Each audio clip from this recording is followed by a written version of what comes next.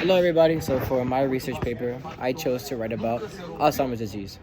So, the picture that I would like to show you, and something that I don't want you to forget about while I am talking, is the picture of this elderly person. And there are, it is basically about someone who is obviously frustrated, confused, obviously, but now I'm going to tell you why I chose this topic. I chose this topic because I thought that Alzheimer's disease would be a topic pretty easy for me to write about. I wouldn't want to choose something hard, and I thought Alzheimer's disease would be a topic that if I type in a database, I thought a lot of articles would pop up in, which they did. So there were many things I found interesting regarding this disease. Well, the first one is, unfortunately, that as modern and as very advanced as very advanced medicine is, there is still no cure regarding Alzheimer's disease, and I thought that was pretty ironic, and I thought that was pretty just shocking. But and another thing I found interesting was that people with Alzheimer's disease are diagnosed with depression, because that would seem pretty that would seem pretty reasonable, because um, people with Alzheimer's disease, they you wouldn't you feel confused when you're doing something and just all of a sudden just forget about what you're doing? You pick up a sandwich and you don't know what you're supposed to do with it.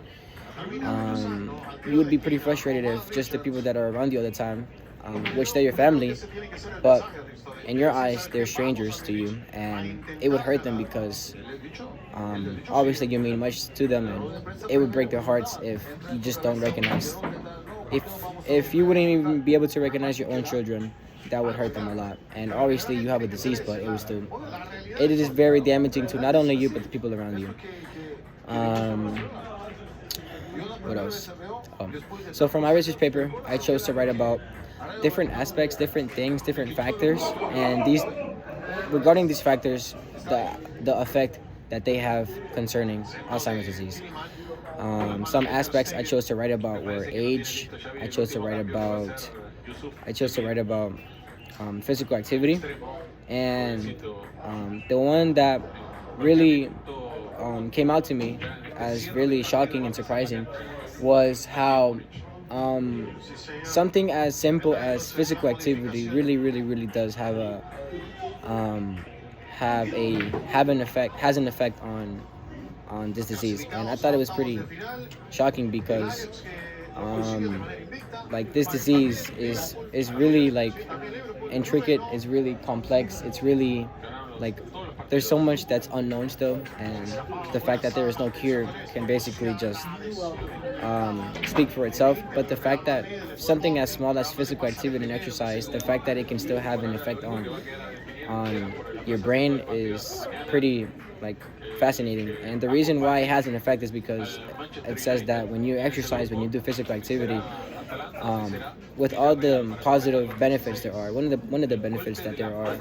there is how like when you exercise, there is like structure in your brain, the brain areas in your brain, like it improves, and like it's something positive. And like these areas that are unaffected by Alzheimer's disease, physical activity just like it improves it. And people with Alzheimer's disease, that it is pretty recommended. It is recommended very often that they would do exercise because it actually helps them. And some things that I found interesting were a lot of misinterpretation and